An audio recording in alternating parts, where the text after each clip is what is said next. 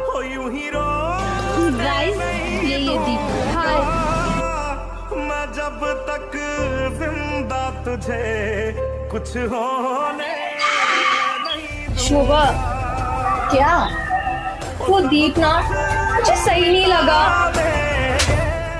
तेरी इतनी हिम्मत, तू मेरे बॉयफ्रेंड के बारे में बोल रही है? नहीं, चुप कर एलिना। अगर तुझे हो गया कुछ बंद करो ये नाटक, मुझे ना सब कुछ पता है। शोभा, डॉक्टर ने क्या कहा?